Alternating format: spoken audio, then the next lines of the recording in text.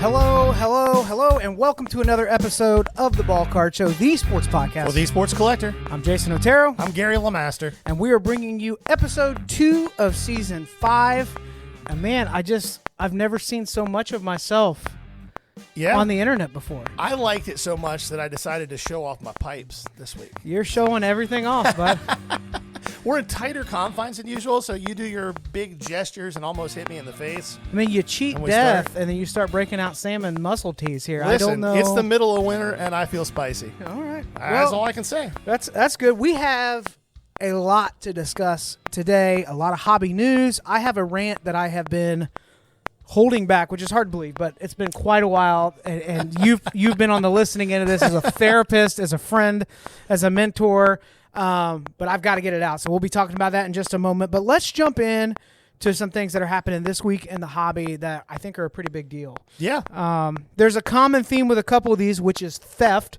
So maybe we start off right away with an arrest being made for a Cards HQ employee, one of Jeff Wilson's. Couldn't happen to a nicer guy. Now, I knew you were going to start out right out of the gate.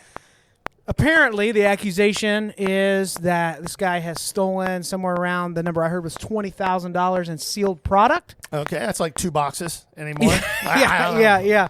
Depends on what the product is, right? Stole around $20,000 in that. They found it on camera. Jeff is saying, we have hours of footage that we've gone over. It's all right there. This guy's been scooping up these sealed packages and stealing them. He was arrested. Now, the accused is saying his defense is, you can't prove it yet. Well, there was also, and this is the interesting part of it to me, and again, I don't expect more. There's a lot of customers saying that this same guy who was a breaker for Cards HQ was dipping cards from breaks. And, of course, Jeff, wanting to protect his business at all costs, and even if the cost is truth, is saying, no.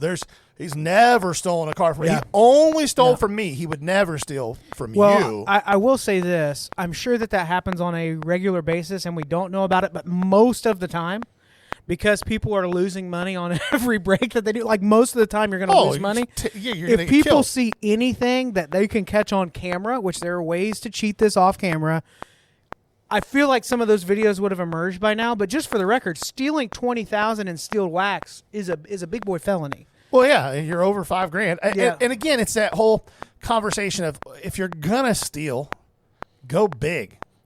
The punishment's the same whether I steal $10 million or whether I steal $5,001. Yeah. The punishment's the same. So if you're gonna steal, steal 3 cases of Flawless and get to Mexico. I don't know what to tell you. We'll see what comes out in the court case with this, but my guess is if I was doing this and I was in his shoes, it would be a box here, a box there over time, and that may be why Jeff's alluding to having all these hours of this. Look, this is going to happen anytime you have something that liquid in that kind of space.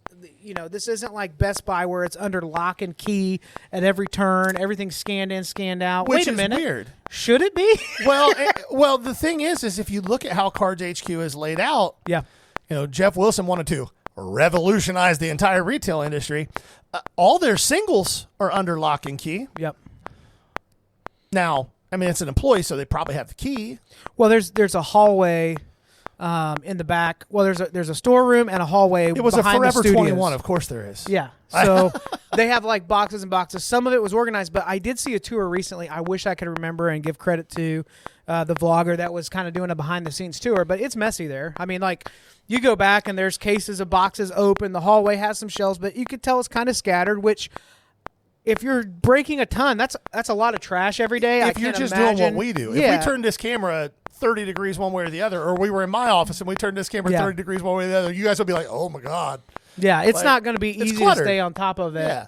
But at the end of the day, this guy's saying, I didn't do it, or I've not been proven guilty yet. Right. Prove it. Jeff is saying, I promise it's only steel wax. The tinfoil hat conspiracists that have been right over the last few years about some of these type of situations are saying, I think this guy was, grabbing a few cards during breaks too. So we'll see what happens with that. Certainly don't wish that it happens to somebody. I don't. I don't wish that happens to anybody. That sucks. But if it's going to happen to somebody, Having it happen to a grifter isn't the worst person for it to happen to. Yep, you've got opinions. All right, let's move on to product release. I'm torn on this because I so deeply love this product. When it comes to football products, probably my favorite, just because when you look at like the heyday era of this product in its prime, it's the best stuff and my favorite players to collect. But Topps Chrome Football has been released now. One thing that we want to say is, yes, we're glad about this. We think it's a good thing. It's selling like crazy. Oh yeah. I also would remind you, Topps Chrome Basketball release not that long ago. True. This looks so much better. Topps Chrome Basketball was such a turd of a product. This looks just like this year's baseball did. Yep. So the design is consistent. There's not these weird inserts that don't make sense. It's just a really good looking product. And at least with the rookies that I've seen, especially the bigger hits, they seem to have taken a lot of attention to trying to get a photograph where the lack of a logo on the helmet wouldn't be apparent. Yeah. Either way, like Caleb Williams autos are head on almost, like he's dropping back to pass, but you can't see either side of the helmet. Yeah. The design looks really good. It's very clean. So yeah, I think it's a good looking product. I don't disagree with any of that. I think one reason that's obviously better is because of how uniforms are made. So like basketball uniforms typically bear the logo right across the front. So when we don't see that, it looks super cheap, like some early 90s junk wax, to have like a white Charlotte Hornets jersey with just numbers. It just it was rough. They knew they were going to make money off of Wemby, but it just didn't look that great. Now, price point wise, you should still not be overpaying for unlicensed product. So it is a little steep. Yeah, it's a little bit steep of a product for what it is. If I'm you, I'm probably not ripping it unless you can find the retail when it drops. If you want to rip a little bit of blasters or a mega, go nuts, because that'll be out. I wouldn't be buying the hobby. I would just wait and buy the singles. That's what I would do. I agree. Those of you that jumped into the Topps Chrome Basketball, I don't know why I can't say that today. Or even some of the other football products. Well, yeah, but those of you that did that last year, just remember what you saw happen with the valuation. Oh, if yeah. you didn't get the Wemby auto, you took a big loss. So with Topps Chrome, if you want to open it because it's fun, the product is back, it does look good. I think it looks more cohesive with the brand. Go for it. This would be, in my opinion, 6 months from now, a great product to pick a player and start collecting a rainbow on that. Yeah. You're going to have all those variations of color and all that. And so I'm excited for Topps Chrome to be back for football. There's a good, decent vet auto list. I saw Jeff did have a gold merino auto that was hitting a break this week. I saw it, and they're really pretty cards. I agree that they thought a little bit more about it, but we're ready for the license stuff. Next year. Can't get here quick enough. We mentioned Wemby, so let's go ahead and highlight on that. Unless you're under a rock, you've heard by now, Wemby is out for the season with deep vein thrombosis in left or right shoulder. I can't remember. I don't know which shoulder it is. Now, you were telling me that this has been a career-ending injury for players in the past. It's what ended Chris Bosch's career. I was unaware of that. Now, Chris Bosch, it eventually moved. It's something he battled for a couple of years, but it eventually moved to his lungs, and that's what ended his career. You start getting blood. And if you don't know what deep vein thrombosis is, it's another word for a very specific, I can't even talk, a specific type of blood clot. Yeah. And when that happens, if that blood clot shakes loose and shoots to your heart, it can cause major problems, or worst case scenario, it shoots to your brain and you have a stroke. Yeah. Now, they're being smart and shutting him down. They're not in the playoff race anyways. And he very well may come back from this with it being isolated to the shoulder. If he doesn't have any further issues with it, then great. So far, since this is announced, the short-term effect that I've seen is about a 30% drop. Now, I do think that what's going to happen, just like any stock or any type of an investment, when there's a big dip, people will start to buy, and it'll creep back up. Right. I think that over the next 2 weeks, we're probably going to see it settle at about a 15 to 20% drop from where it was 2 weeks ago. If you believe long-term that Wemby is who he has shown himself to be, which is a generational type talent. Like when he's on the court, it's special. this might be a good buying opportunity. So let me ask you, if you're going to buy, you think it's a good opportunity because he'll become a little bit more affordable. You believe that he'll be back and he'll have the opportunity to show what he's capable of over the long haul, becoming a great. What price point are you targeting? Are you going after the high-end stuff? Are you going more mid-range? Are you going after autos? Because there is the risk that I sure hope it doesn't happen, but there is the risk that he doesn't come back the same. Me personally, I'm still not touching autos because I think they're overpriced. Even now, I think they're overpriced. If I was going to buy anything, I'm not a guy. For me, it's not a question of whether I believe he's a player. And I don't even have quite. It's not like Zion where I think he's going to eat his way out of the league and just doesn't care that much. I really feel that way about Zion. I just don't think he cares that much. I think Wemby cares.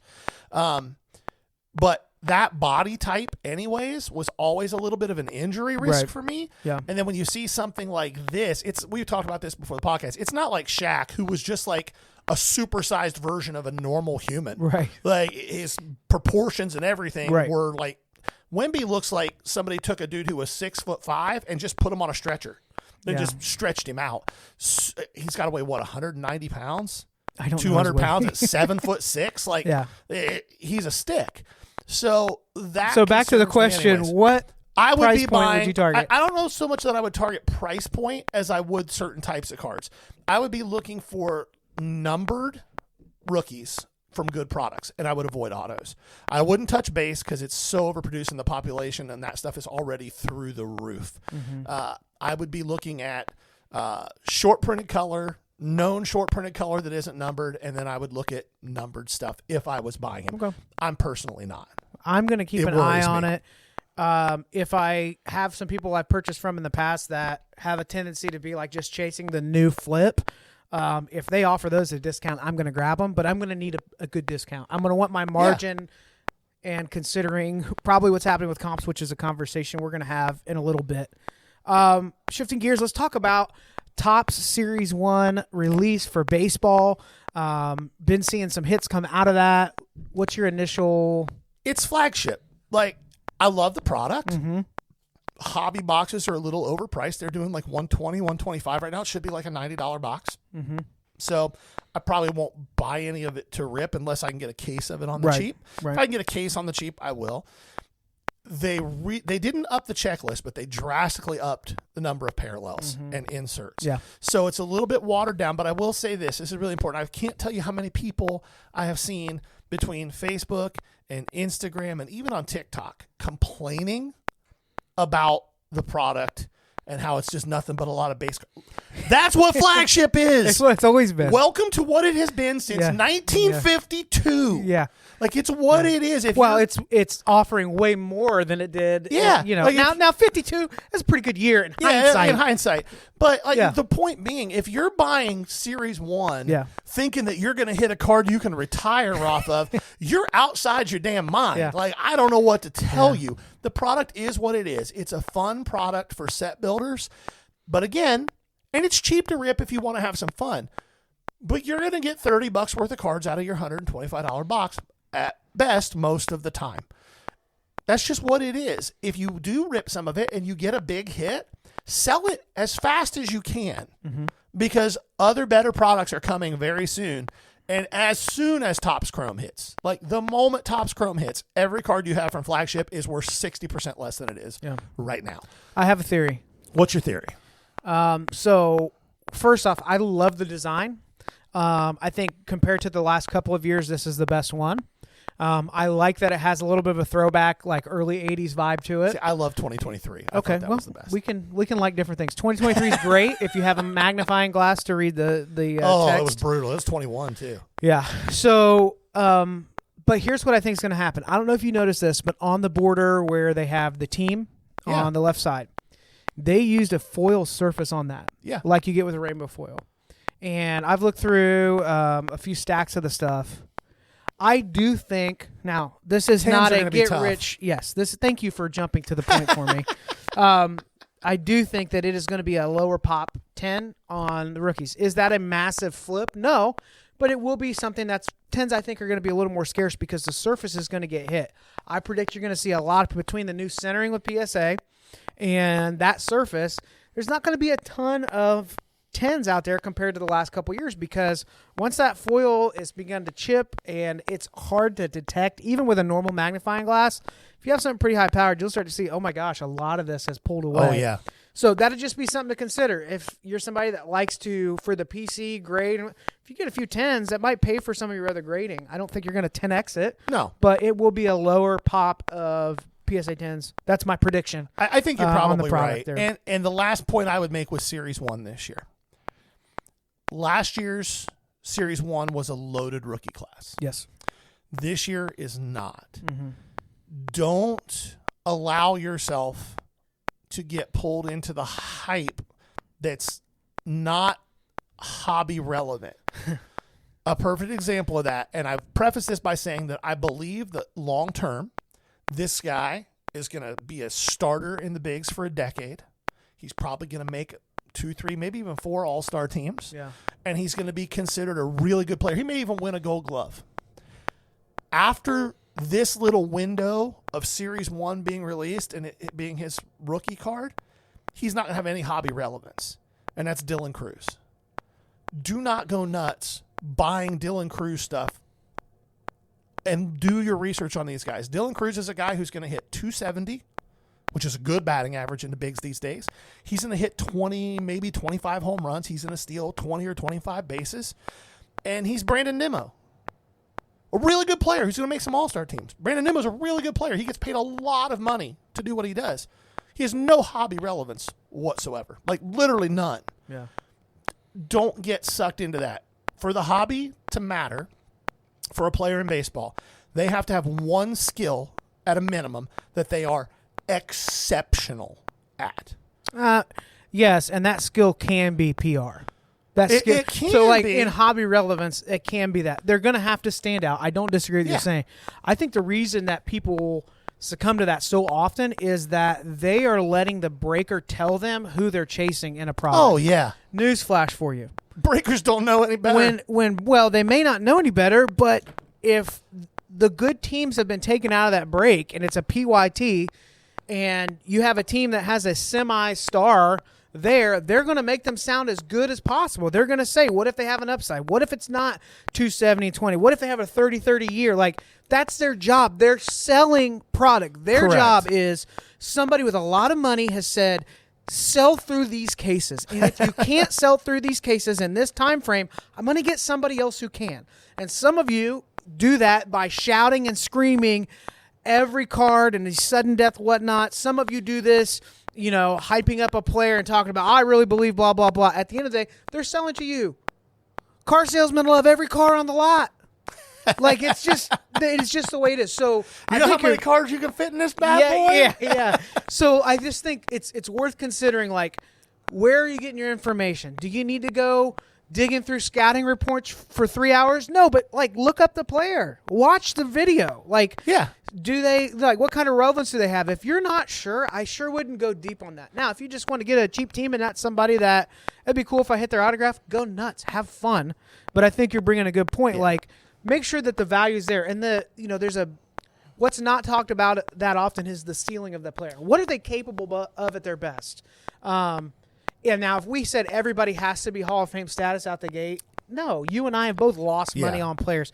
Aquino for the Reds. I sure thought he was a beast until they figured out just throw him off speed. He just wants to smash fastballs, which it was fun to watch for a while. But, man, I had so many of those autographs that I think a lot of them moved for less than $5 this year. Yeah. Well, and I think that, again, there's nothing wrong with being casual with your fandom and still being a card collector. But if you are casual in your fandom and you're a card collector, don't just listen to what a breaker tells you about a guy's ceiling. Feel free to reach out to us, reach out to me. I'm not by any means what I would consider an expert. There are guys who know way more than I do in this hobby, but I will say that when it comes to baseball, especially prospects and rookies, I probably know more than the average bear. I'm always happy to help. Feel free to shoot us a message. Comment here. He's one of the I'm nerds. happy to return. You're one of the nerds that is reading the scouting reports. Yeah, and watching minor league at-bats and watching spin rates and looking at Pitching Ninja and all that stuff. The point is just ask Gary and then hold him financially liable if they No, don't. this is not financial advice, but I will tell you what I think of the player. Yeah. Let's talk about Tom Brady has been getting into a little bit of everything in the last year. We've seen him, jumping into different business ventures, obviously commentating. Buying part of a football team. Part of a football team. As a commentator, when it started out, I was like, this is rough. This breaks my heart. But I think by the end of the year, I was like, he's doing good. It was he's decent, doing well with it. He recently became a 50% partner in Card Vault, which a brand in LCS that was it Gillette Stadium or was it connected to Fenway? Fenway. Now, from what I understand, their market is reaching larger than that. I don't know if it's multiple locations at this point. I should have Googled that ahead of time. But he's coming in as a 50% partner with an LCS. What does that tell you, or what implications do you think it has that Tom Brady is now invested in a local card shop? And does that say anything larger for the hobby as a whole? Or am I getting a little bit too excited for this? I think that you might be a little too excited, but I do think that it's encouraging. Mm-hmm. The reality is there's always going to be doom and gloom. The sky is falling, guys. Oh, we're in another junk wax era. Oh, right. Most of the people saying that, listen, if you're one of these people, please don't take this in as bad of a way as it's going to sound. And I usually don't preface that. Normally I'm like, please do take it that way. Most of the guys who say that are broke. They're guys who can't afford nice stuff and are mad because all they can afford is junk that isn't worth anything. And I'm sorry if that's you. But we're not in a junk wax era. We're not even close. If you actually lived through the junk wax era, you understand what I'm saying. I think what this does show is that more popular culture is bleeding its way into our hobby, which is a good thing. Yeah. That means there's more money coming in. For whoever that card shop is with Card Vault, that for them having that as a marketing piece, oh my goodness, is fantastic. And if they're able to bring him into the shop 3-4 times a year, yeah, 30 minutes of signings for random. Yes, exactly. Give away tickets every time you spend $100 here, you get a ticket, like that type of stuff. Brilliant for them. And obviously, somebody like Tom Brady, who love him, hate him, is the greatest to do what he did. Yeah. He has proven to be a very savvy and intelligent business person. For him to step into this type of a role, especially with a not small, but he didn't go buy a piece of Fanatics. Yeah.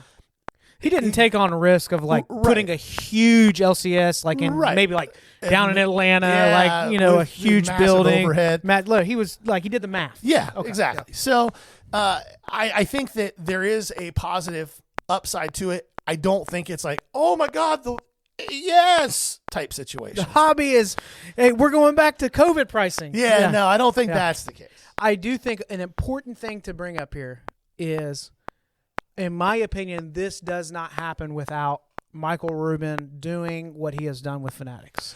I think agreed. The relationship between players and this market was a lot more strained.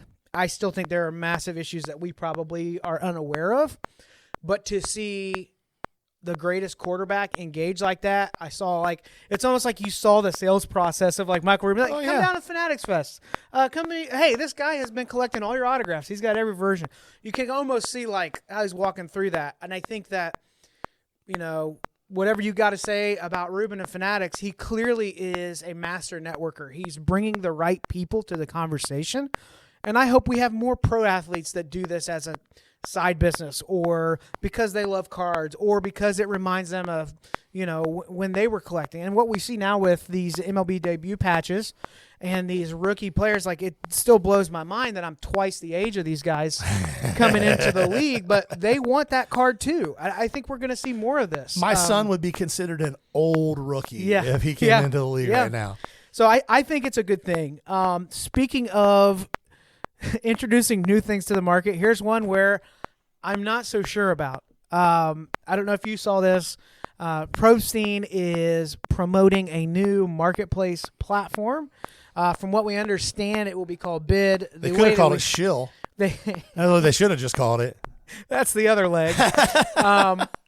what he's trying to do is offer more of, I don't know if you consider it a dropship model, more of an Amazon model, where whatever you sell on this platform, whether it be live auction, buy it now, whatever, you just the next day ship all your cards to their warehouse, and then you get paid. In the same way that back in the day you could, if you were an Amazon bookseller, you could scan the barcodes and ship 3,000 books to a warehouse, and they would manage the orders for you. There's a history of some issues. You think? And it does seem like in the last year, anybody of influence is trying to launch a new marketplace. Yep. eBay Live has launched, which so far has, in my opinion, been a failure. Tanked. Fanatics Live is still active and running, but I'll tell you, it sure doesn't look like what it did when it launched. Whatnot is gaining massive traction, and it's maybe the most polarizing of all marketplaces right now. And you have eBay, who, through their regular marketplace has issues. But we hear like Dibdit is a big one that basically resellers that have a following are moving to that marketplace. It's like a new one's popping up every 2 months. What do you think the advantage would be of dropping one with this model where you ship everything the next day to them? How is that a better experience for the seller?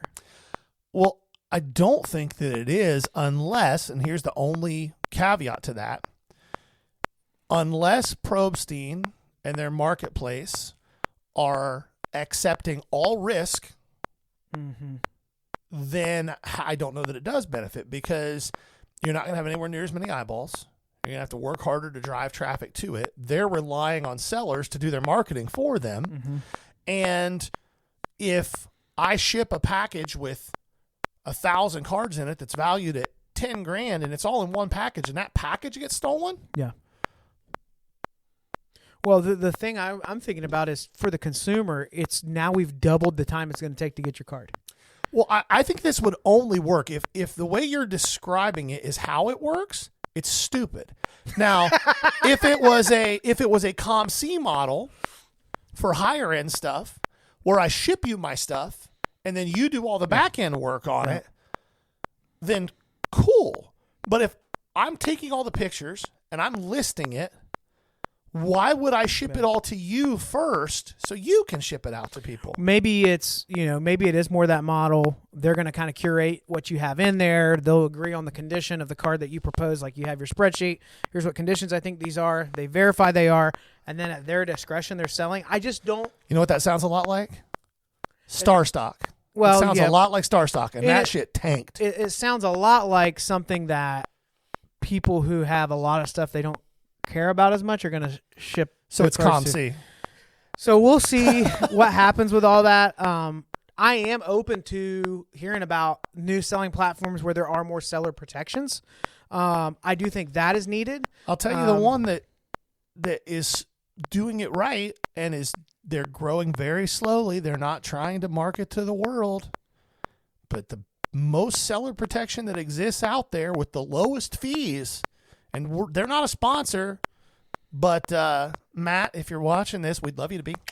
My Slabs is awesome. They allow not just slab sales, but raw sales and sealed wax sales. And the fees are extremely low, like under 5%. And the protections for sellers are through the roof. Same for buyers. If somebody buys from you and you ship the product and upload the stuff, if they don't pay within 24 hours of buying, the buyer's kicked off the platform. They're not allowed back on, and it's tracked by IP address. So why isn't it more commonly used? It's just not marketed to where people know that it's available? Well, it's not enough eyes in the marketplace? It's the same reason that the eyes in the marketplace, I think it is. Everybody that I talk to goes, God, I hate Walmart. Guess where they all shop? Yeah. Walmart. Yeah. Because it's there and it's ubiquitous. Well, everybody, I hate eBay. Guess where people spend the most money? Yeah. eBay. Yeah. So we'll see what happens with bid. BYD bid, because, we got to be edgy. I will say last year. If they'd have thrown a Z on it and made it bids, you really would have had a winner there. We're just in the soft launch phase right now. Last year I took some pretty cool vintage boxing up to the National. Yeah. And one of the cards that that I had in there was a unique Panini cashless clay. It was a high grade. The problem I ran into with people were offering was they realized that there were a couple of comps over the last several years that were Probstein, and they just didn't want to even acknowledge them as a comp. Because Probstein is so known for shield stuff. So that's an issue. Back to the theft that's happening. This one's great. Relates to this. What we just talked about. This one's great. I believe this was in Montana. He probably thought he could just drive 7 miles. There wouldn't be any people. He'd be fine. So a USPS employee is caught stealing $800 worth of cards, which you and I know. I mean, that could be one card. It could be a lot. Maybe it's eBay standard envelope. Who knows? But the best part about this story is, one, he lives in a state where there are more cows than people, and there aren't that many local card shops or card businesses, just by law of averages. I would say, maybe 10 in the state? I haven't looked it up, but it can't be that many when your drive to Walmart is 2 hours. Right. He steals the cards from the packages, and he goes, close to here, there's a local card shop. I'll go sell it to him. I bet if I take these cards to them, this is like printing money. I just steal the card, then go to a card shop and say, hey, what do you give me for it? And I tell you what, they really gave him something. Because they said, you know what's strange about this? We just sent this We just shipped these cards out. So, there's stories where there have been hundreds of thousands of cards stolen. I know there's a story that dropped in the Bronx, New York City, somebody that stole over 100,000 during COVID. But this has got to take the cake for what in the world are you thinking? Stealing the cards and taking them back to the place that shipped them out to buy them back from you. Moral of the story, if you're smart enough to know you're not smart, don't do dumb stuff. Yeah, I think that's the moral of the story. I don't think that's going to work out too well. No, I don't think it is. Can't believe it. So now it's time for me to talk about something that has been burning on my chest. I'm just sit back and let Jason go. If I chime in, it will be very little for the next few minutes because this man has a lot to unload, and it's actually really important information that you as buyers need to know so that you have some understanding of what's happening. And if you are a seller experiencing similar frustrations, you are not alone. So, sir, the floor is yours. All right. eBay. We need to have a talk. We need to talk about your eBay standard envelope service. Last week, 200 orders of mine were dropped off, packaged properly. They fit within the metrics of eBay standard envelope, and they were never scanned. So right now there are 200 customers out there that think I've never shipped their item. This isn't the first time that there's been an issue. Since July of last year, I have listed right about 48,000 items on eBay. If I back up further than that, it was almost 2 years ago. We received news my son had a rough health diagnosis, as you heard, and it changed our lives forever. Like the way that we were able to spend time changed. Some of the needs he had on the front end as we were learning to manage this made it where it was just really hard for me to be at work selling and my wife to be at work. So made some adjustments where I would say, hey, I'm going to focus in on these cards. I'm going to do this from home, and it's going to allow that flexibility. And I'm grateful that eBay has created that opportunity. A couple years ago, eBay introduced eBay Standard Envelope. They were so excited because they were seeing a huge uptick in the card market, just like all of you have. All of a sudden, there was way more money flooding this market, and eBay was smart. They said, we aren't Amazon, but we should be the place where people think about collectibles, unique things, rare things, and buy stuff. We began hearing and seeing on YouTube, podcasts all over, hey, we have this new program that we've come up with called eBay Standard Envelope. They realized that on cards up to $20, they were being priced out of the market because shipping was so expensive. I'm not going to buy a $3 card and pay $4 or $5 shipping for Ground Advantage or what we called first class at the time. So they said, what if we had a program where for under $1, you could ship cards? They would have to be smaller than a 6x12 envelope, and they not 6x12, 6x9, and they would have to be less than 1/4 of an inch thick. You ship those out. It's a discounted rate. We want your business. We want you to sell with us, and we want to provide a shipping solution where it makes sense and it's affordable. Brilliant idea. Early on, they learned that this shipping service wasn't so reliable. While they worked out a deal with USPS for this service, there were still packages just not being delivered, packages being lost, people not paying attention to what size the package has to be. So people would put too many cards in, it gets caught in a machine, it's lost. So what did they do? They provided a program where through a third party, there's an insurance claim where any card that doesn't get to the buyer under $20, you just file a claim as long as it's been more than 30 days since it was shipped, it hasn't arrived, we'll refund you. And the PIP claim works. You are refunded your money. The problem is this. They don't tell you that it's affecting your seller metrics every time somebody even says, I haven't received my item. So January of this year, I get an email where eBay is saying, you have a very high rate of items not received. I'm very confused. I've got over 2,000 reviews since last June. I've sold 8,500 items.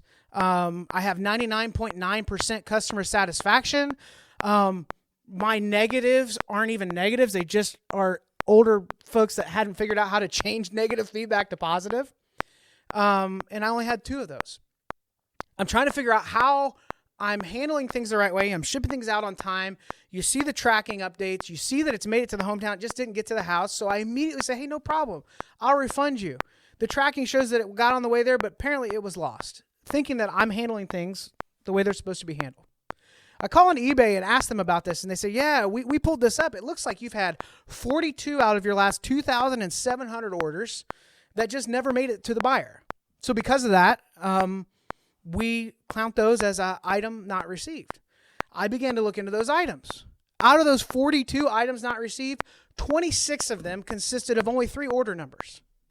So when you sell 5 to 7 cards on eBay standard envelope, even if it's in one order, that is 5 to 7 different claims.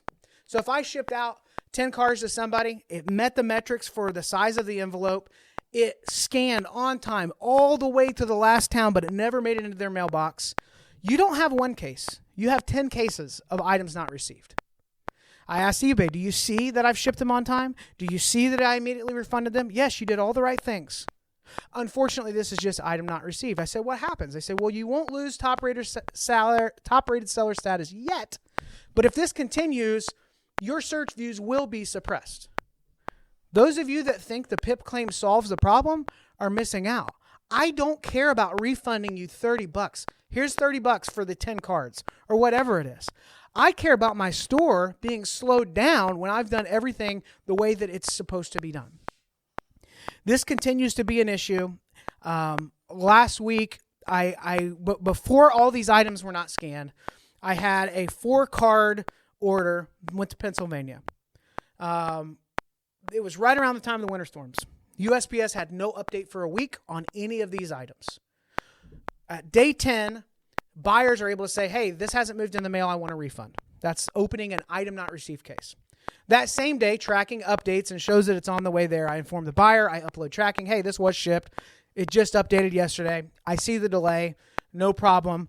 But now that I know that refunding them right away does not benefit me, and it's better for me to hold out on the buyer to see if this happens to get delivered in this time frame of this case, I just say, okay, let's keep an eye on this. It updates 3 days in a row to the town that the buyer lives in. I see that it's not arrived yet, and I reach out to eBay. They say, well, we can put a hold on the case. It looks like it's heading there. I said, okay, if you put a hold on the case, what happens? It just gives it a few more days to get to the buyer. Once we can see it's been delivered, then you're good to go. Well, what if it doesn't get there? I can refund them today and take the hit, but if I don't refund them and it doesn't get there, is that going to be a unresolved defect, meaning that the seller never resolved this issue? The seller just left me hanging. No, sir, you're protected. We can see that you've shipped it. We see the tracking. We see you message them, and you've even called in to request a hold for this. Well, wouldn't you know it, on day 10, I get an email right around midnight, 4 separate emails. These 4 cards were on the exact same order number. They were shipped in the exact same envelope. 2 of them, the case was resolved in my favor. The other half of the order was resolved against me as a defect with eBay. Basically the equivalent of saying, this guy didn't ship these 2 orders. He said he did. He collected money. He didn't refund. This was not what they told me on the phone. So I call in. They say, oh, yeah, we never said that. Guess what? I call back in again. I called 3 or 4 times that day. I think I spent 6 hours on the phone. I finally started blowing up their Facebook just to get a response. And they say, there's nothing we can do about it. Send an appeal in.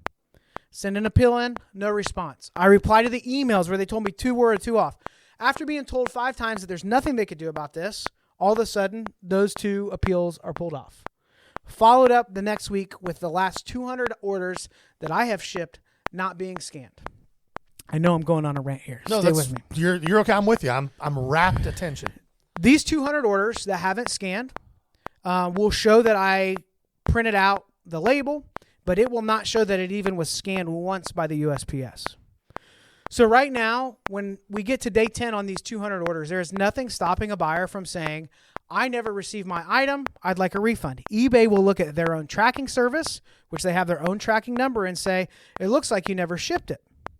I reach out to eBay and they say, well, it must be the post office. They must not have scanned them. There must be a delay. And I say, well, this hasn't happened before. I sold 8,500 items. This isn't an issue. I dropped all them off. Why are all my Ground Advantage packages that are dropped off that day tracking, but none of the standard envelope? And I said, is there any seller protection for me for what's going to happen in the next few days? They said, if we can determine that it's our fault and not the Postal Service, then yes, there'd be seller protections. We really recommend that you just go ahead and refund them. Up to 200 orders refunded, 200 items not received, 200 cases where I could potentially have a defect on my store. It's not about, now we're talking about probably $1,000. Now it's starting to feel it a little bit. So if I could file a claim, fine, whatever. It sucks, but it is what it is. But they are willing to throttle my store and punish me, even though, because they say, hey, we can't prove that you shipped this. Until I stumbled into a little forum. And this is where this is the part that blew my mind. I can't, eBay, your service is a failure. This standard envelope is failing the buyer. It's failing the seller. And you only want to pass the buck on to the seller. This is why we're leaving in droves to whatnot. This is why buyers don't even respect the eBay comp anymore, because it's becoming so antiquated. You know what's happening too. You know that you're losing. You're trying to capture this market with eBay Live, and it's a failure. Meanwhile, the bread and butter, the millions of cards moving through eBay standard envelope, have no protection for the seller. So I find in a forum a way that I can track this. You go to this website. You punch in the eBay standard envelope tracking. It shows an error, but all of a sudden you will get a 00 digit that is the USPS first class tracking number. You copy and paste that. Now, none of this is on eBay. They have nothing to offer me. Go to another third-party site, and then you can punch in the new tracking code that starts with 2 zeros, and I'll be if it doesn't show that the USPS has been scanning delivered packages all along. I made a video yesterday in a reselling group I'm in just showing how to work around this. They were a 5-card order that was delivered that still shows up as not even being sent. And when that buyer reaches out and opens up an item not received case, it doesn't matter if I upload my tracking. Listen to this, sellers. I don't think a lot of you realize this. It doesn't matter if I uploaded my tracking. A case being opened is the metric they're looking for. 10 cases open, 5 of them I confirm tracking. It's been delivered. Case goes away, but it doesn't mean that metric doesn't show against you. Just a buyer even saying I haven't received this package is going to hurt your metrics. You may not notice that it's been a downtick yet, but you keep going with these over the next 6 months to 9 months as this service continues to get worse, you're going to see it affecting your store. I had 2 months right after these items not received cases began to build up. 2 months where my revenue dropped by 60%. And a lot of sellers out there say, oh, it's not that. That doesn't hurt you. It absolutely does. I was on the phone with one of the eBay reps that told me he's not sure how much longer this program will even be around because they have so many issues with it. Yet when it's time to resolve the issue, they take zero responsibility and put it right back on me, the seller. 200 orders unresolved will shut my store down. Why in the world would I continue to sell with you through this service when it's not working? eBay says, just move everything to Ground Advantage.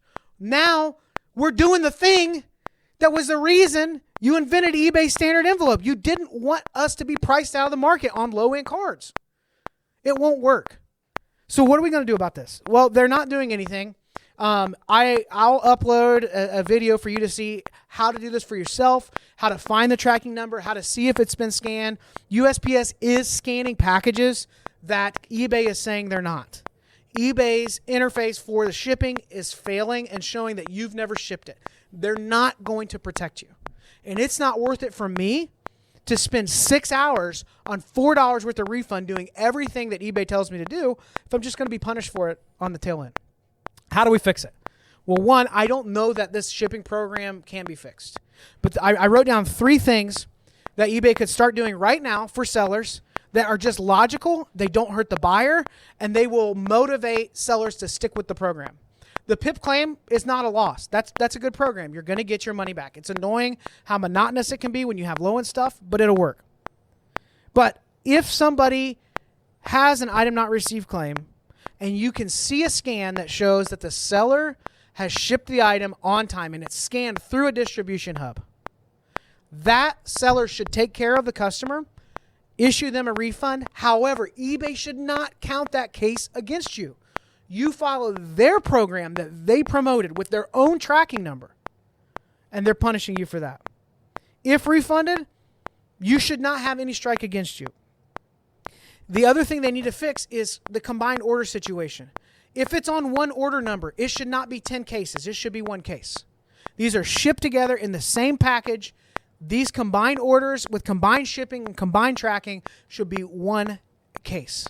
Until eBay gets this fixed, you're going to keep watching people walk out. Because guess what, eBay? Whatnot is becoming a great place for the low-end market. You're going to lose. You have thousands of sellers that have issues with this week. And all you're doing is gaslighting us and telling us, it's your problem. That never happened. I don't know why. Oh, I wonder why. Oh, we never said that. Fix it.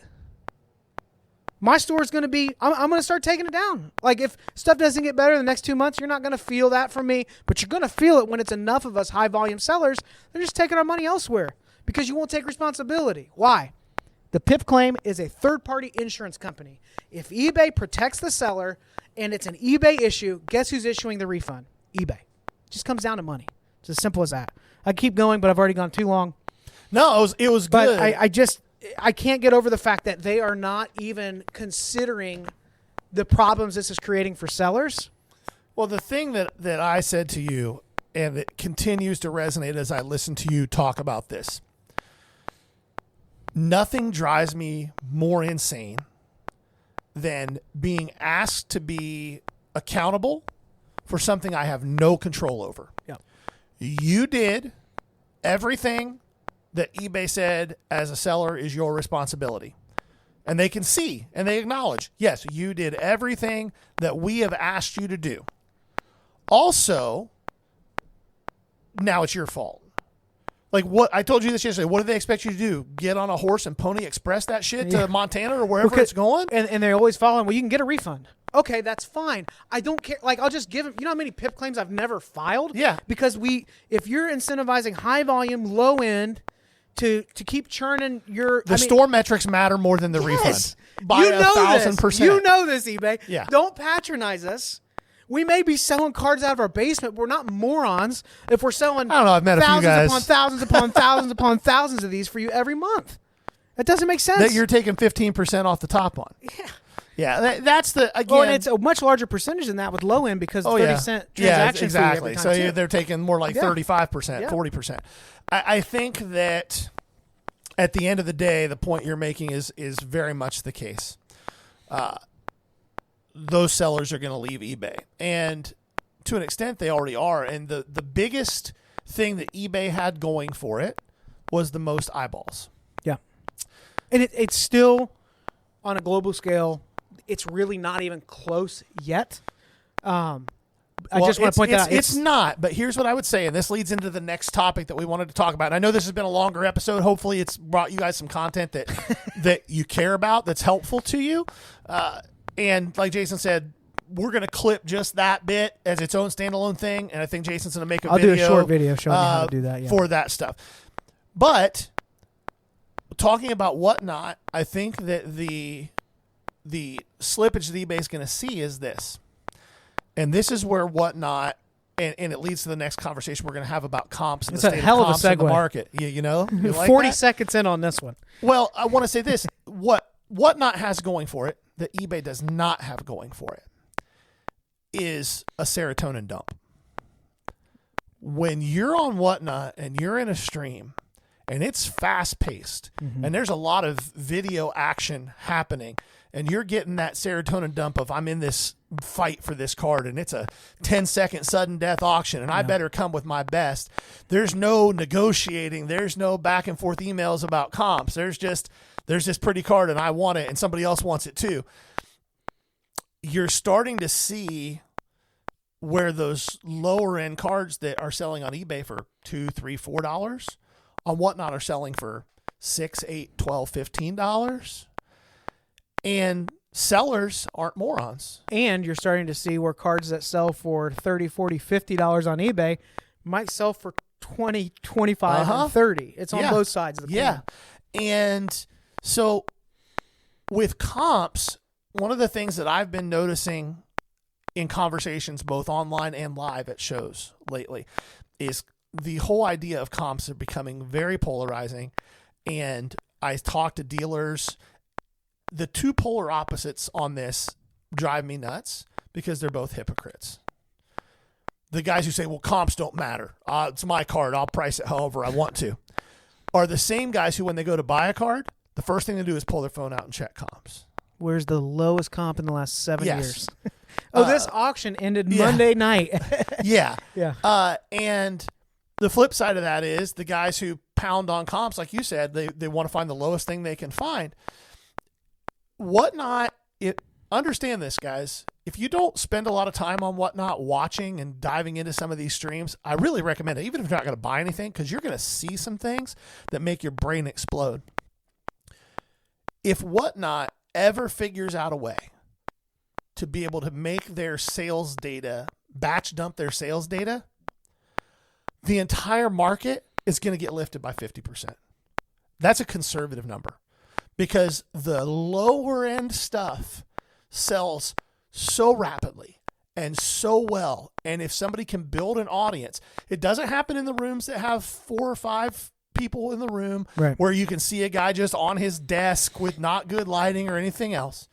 But you get a room with 30, 40, 50, 100, 1,000 people in it, suddenly that $3 card is going to sell for $10 every time. Yeah. So understand what Jason's saying. eBay's not watching this, but if somebody who works at eBay is, you're going to lose because those guys are just, if they have any personality at all, any ability to buy a ring light and be able to talk to other humans, which, let's be honest, there's some people in this hobby that can't. I didn't even mention this to you, but this week, one thing I've been doing is just like scrolling through and watching more of that low-end sell because I'm really contemplating, like, is it just time to pare this down to, all right, these metrics are going to, like, the store's going to get hit even though I want to get back into it, but possibly moving my stuff over to Whatnot a lot.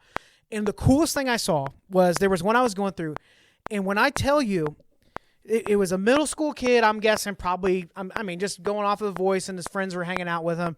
He had an autograph card sitting there. He had one. I think it was maybe a Garrett Wilson. Nothing huge. Something like that. Cool but card. It was like an elite, but it was a patch. It was maybe an autograph. I can't remember. It's probably a $30, $40 card. But as he is selling his card, it's so noisy that I looked up from what I was working on, and I realized it sounded like a middle school call center because all of these kids after school go to his house and set up their own Whatnot. Yeah. And they're hustling right now. Yeah. This is the model. This is where it's going. These kids aren't on eBay trying to do this. I do have sometimes people will reach out and try to ask what I'm buying, and they go look on eBay to see if they can buy something and upcharge me, which I appreciate a concierge service. Well, probably not going to work. What do I tell you? Why do I not buy on eBay? You don't want to establish. I don't want to set a new comp. Yeah. I don't want to fight my own comp. Yeah. If you're trying to buy right. Yeah. And then if you're going to a show and you're buying, or you're buying online, what I have found is that every once in a while you're going to run into somebody who's just wholly unreasonable. Like, that's life. It doesn't matter whether it's cards or your work or just life in general. You're going to run into a jerk here and there. Most people are relatively reasonable if you're relatively reasonable. Yeah. If you're transparent and honest about what you're trying to accomplish, most people are either going to work with you or they're going to say, hey, I respect that. I'm probably not the guy to buy from. Mm-hmm. I tell people that at shows all the time. Hey, I'm just probably not the guy to buy from. It's okay. No big deal. This super rare card that has only been available 3 or 4 times in the last 10 years, it's for a collector. It's not for somebody that's looking to buy it to flip it. It's okay. No big deal. If you want to get a deal from a dealer, don't pull out your phone, find the lowest comp you can find, and shoot underneath it. Don't ignore comps you don't like. And listen when a dealer like me says, hey, here's how I do things. If I see 20 sales in the last 3 weeks of this card, and there's 1 or 2 that are way higher than everything else, and 1 or 2 that are way lower than everything else, let's just forget those, and let's look at this middle window and see what the average is and see if we can figure out something that's fair for everybody. But if you're a guy who just comes in there swinging for the fences to be at 50% of the lowest comp you can find, here's my hint to you. If you see somebody with a banner up behind their table, you see somebody with nice showcases, you see a face behind a table that you see at almost every show you go to, don't go to their table. Go find the guy who's the first time you've seen him, he's probably setting up his collection because he needs money. Don't come to us because you won't like how it goes. Well, I think that's aggressive and also discouraging people to come to our table. No, so I can't say you that know what that. I mean. I think what is interesting is, I don't know if you've noticed this, but like searching 130 point or whatever to comp a year ago, especially with newer product, there's fewer comps on most things. Well, 130 point only pulls 90 days. That's why card ladder is so important. Well, in general, I'm saying that Whatnot is putting a dent in. Oh yeah. What comps are even available? Yeah. When you know there's a card that's selling 10 times more than you see on eBay, there's a good chance a lot of that stuff's moving through Whatnot. Now, one thing, I don't think that data is going to hit the market because. Well, I don't know how they can. That's the one part because you're there getting is a video way. receipt. There is a way. You have to AI it and. You would have to, when you prepare your sale, your show, which I don't think they'll ever do this. Very few people do. You would have to actually list out every card. Yeah. You'd have to say what year it is, condition, all maybe not, but you're going to have to fill that out. And the reality is, the moment they do that, they would lose 30% at least. Oh of their yeah, sellers. because it's just so easy to go on there and just boom, boom, boom, boom, boom. I don't think anybody is going to do that, but I think you bring up a great point. Be reasonable is kind of the conversation. Yeah. Now, does that mean that I've bought stuff from Gary that I wanted? I've seen other people do it too. It doesn't mean that everything is firm, but it means that there are some cards that are going to be firm at the price. Well, and it isn't even necessarily that it's firm.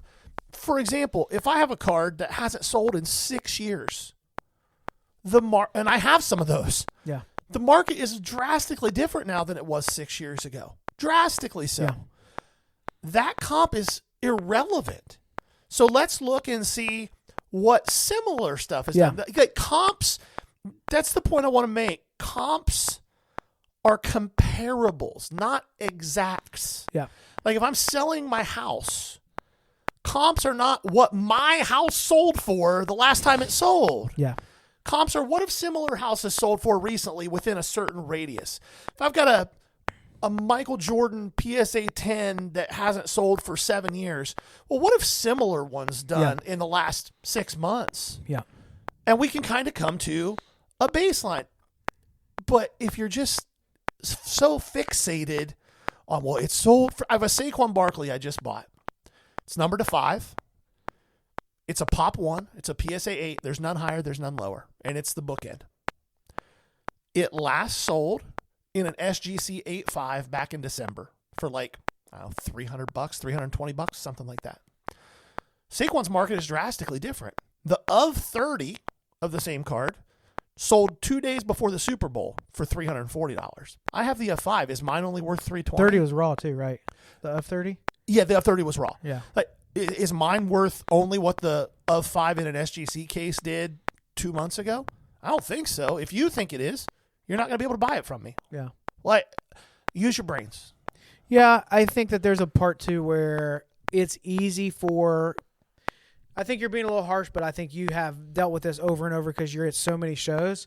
It's more about the unique stuff. But you're challenging people to educate themselves on how to do this. I Correct. think part of the problem is how they're being educated.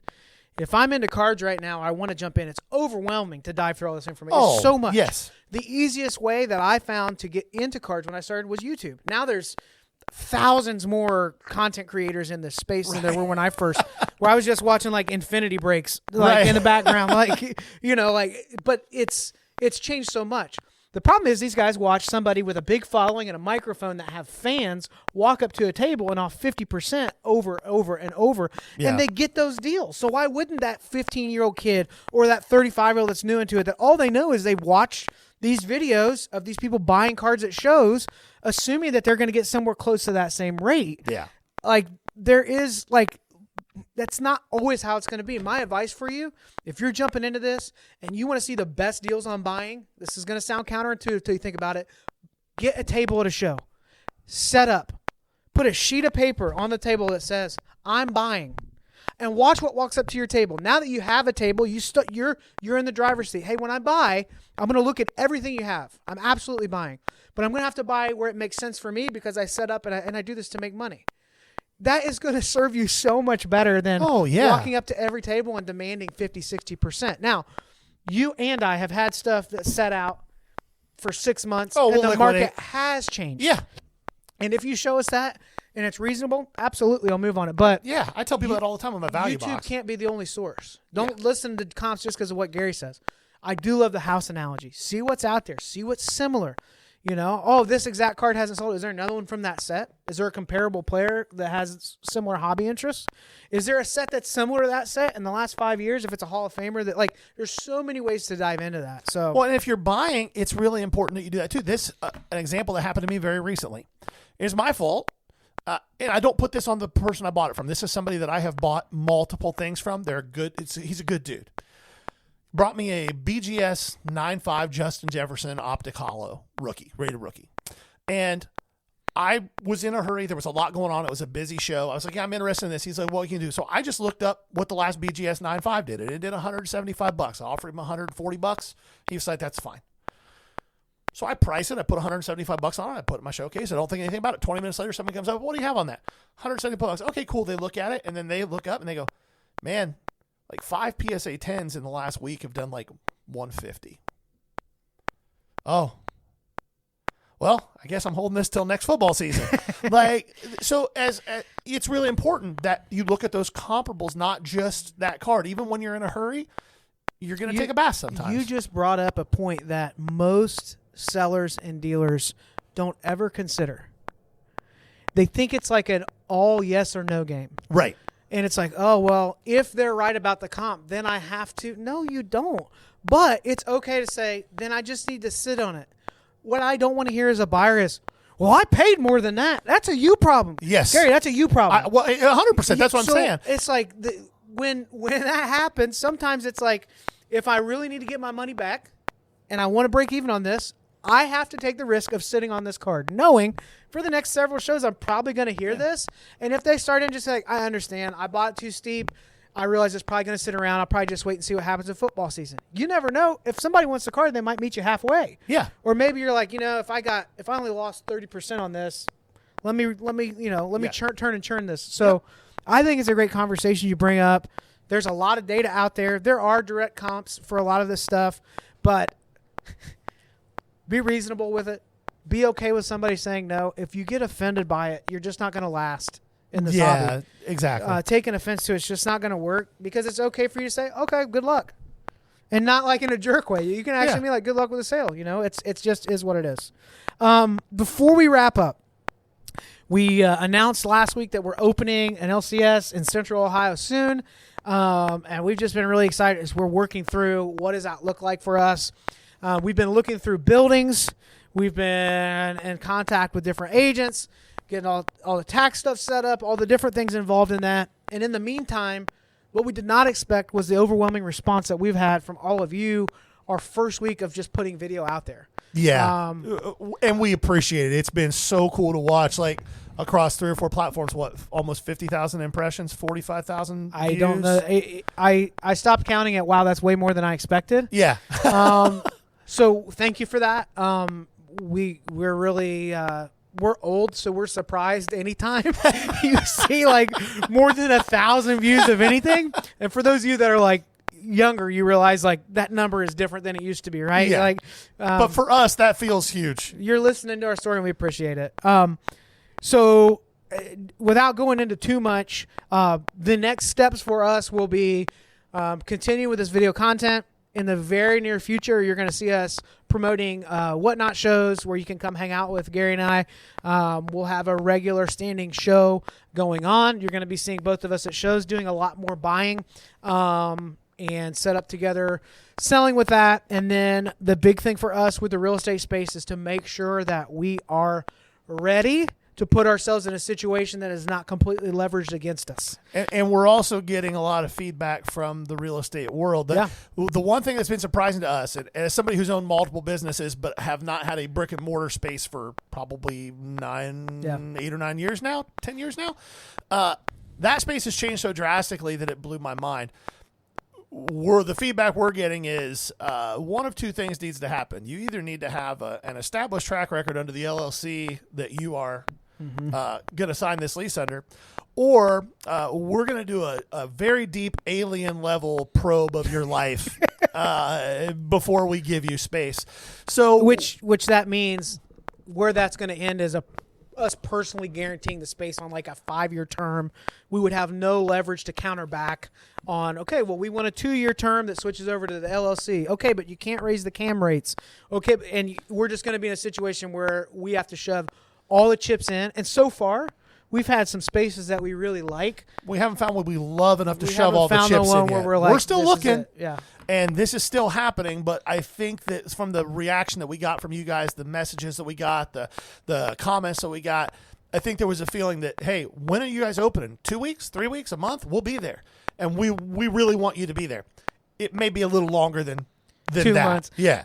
It also could be 3 months. Yeah, it also could know. be 6. Like if the spot opens up where we're like, there's a no-brainer, this is the one, this is where we want you all to hang out with us, we're jumping on it. Yes. But we're actively looking. The next step on this is continue going, running the Whatnot, running a lot of shows together. And this last space we looked at was in an ideal neighborhood. It had a lot of traffic. It was a strip mall, which we didn't hate. It was close to one of the things we're thinking about are there complementary businesses in the same area? So we had one that we were really interested in that was next to a Taekwondo place. Well, there's going to be hundreds of kids in and out of there and their parents. That makes sense for you to cross market for each other. And then this most recent one, there's like a swim place where kids learn how to swim and all those lessons and stuff. So there's different environments that are going to attract more buyers. Like we've heard grocery stores are great spots because the husband drops the wife off and they got an hour to go dig through cards. We are like, the best example I can give is like when I play baseball, like every pitch you're in a position where you're ready for the ball to come to you. And that's where we're trying to be. In the meantime, but we don't want to chase. We don't want to be a Tino. Yes, we're going to be patient, but we're not going to do nothing in that process. So you're only going to see more of our stuff, more of our content. If you're friends and family that have followed us, I'm sorry, you're about to get like your feeds and your algorithm. You're going to get fed a lot of us. But we're really excited to be launching this stuff. Pulling a good chunk of cash together to buy up just for the ball card show and to begin running these Whatnots and shows. It's going to be a lot of fun. Anything I left out there? Like, subscribe, comment. Yep, absolutely. Get our message out there. eBay, fix it. This has been the Ball Card Show, the sports podcast. For the Sports Collector. I'm Jason Otero. I'm Gary LeMaster. Bye now. Peace.